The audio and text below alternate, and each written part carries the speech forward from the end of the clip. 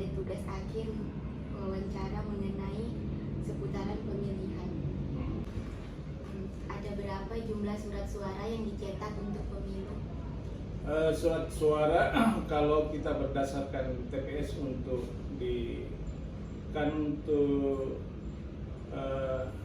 DPS HP itu sekarang kita ini daftar pemilih ini kan 170, 170, 127, 170.000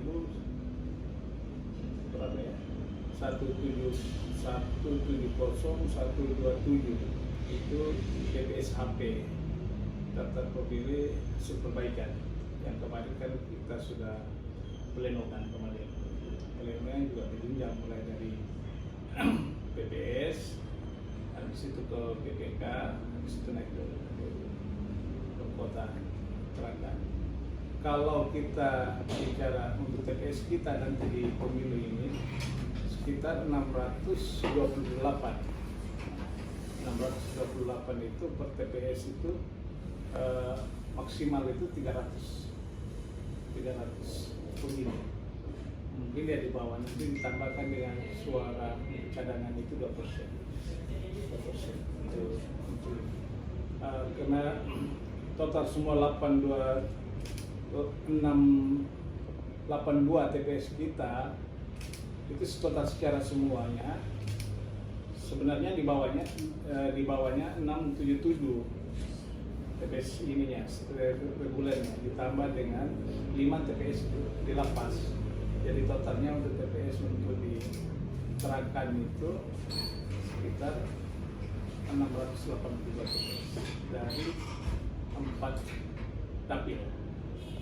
Dari 4 dapil itu dapil 1 itu tengah, dapil 1 tengah, Tarakan tengah, habis itu Tarakan timur, dapil 2-nya, dapil 3-nya itu Tarakan barat, dan dapil 4-nya Tarakan utara. Jadi tengah, timur, barat, utara. Total TPS kita 680. Nanti ditambah dengan 2%. Iya. Selanjutnya, berapa lama PPS menyusun daftar pemilihan sementara pemilu? DPS kalau penyusunannya itu, kalau awalnya itu kan prosesnya pentakli kan, pemutahiran data pemilih. Pemutahiran data pemilih itu 2 bulan dilaksanakan oleh teman-teman yang dibentuk oleh PPS. Habis setelah proses pemutahiran habis itu baru mereka menyusun sekitar 14 hari.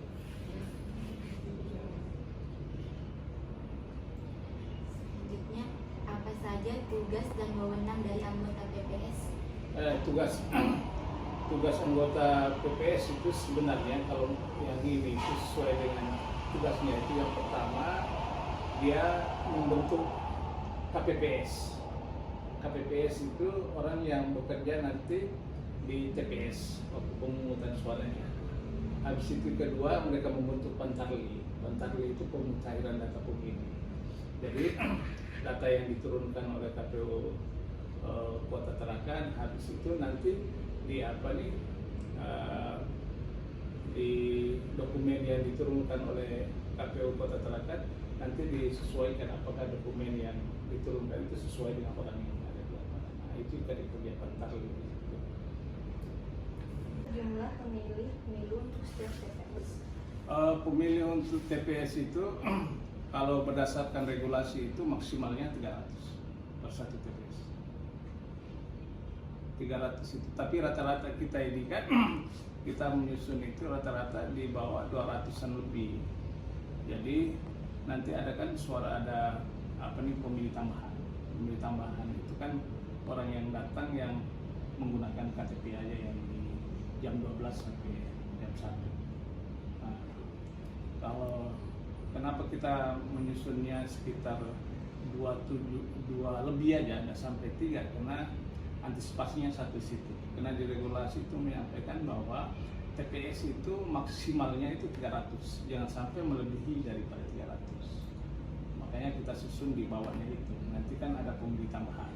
pemilih yang memang tidak masuk di dalam DPT, daftar pemilih tetap, tapi mereka menggunakan KTP. Nah, contohnya umpama adik mereka ini tidak terdaftar di DPT, tapi pas hari H bisa menyuarakan suaranya menggunakan KTPL.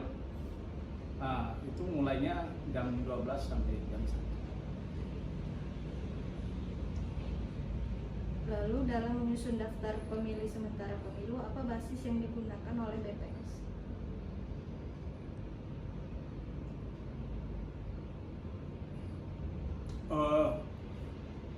Pemilihan penyusunan itu memang seperti yang saya sampaikan tadi, bahwa prosesnya itu memang kita dari awal itu.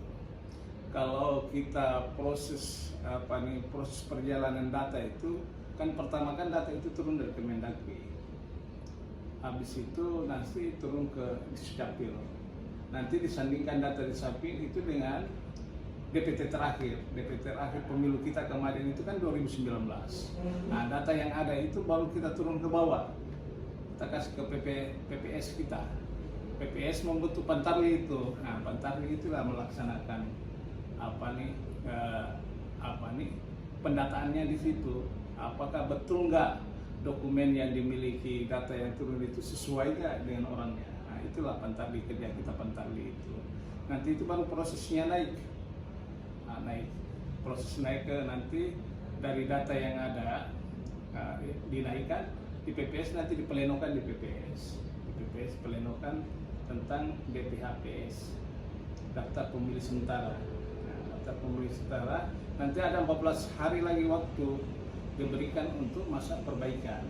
Jadi upama orang-orang yang bersangkutan kebetulan belum masuk di dalam DPS, nanti kita masukkan ke DPSHP, daftar pemilih sementara hasil perbaikan. Nah, habis itu baru setelah itu baru nanti kita tetapkan sebagai DPT. DPT itu adalah daftar pemilih tetap. Nah, itu yang nanti kita gunakan untuk pada pemilu 2024. Baiklah, sekian dari kami. Makasih untuk waktunya ya Pak ya. Terima kasih banyak.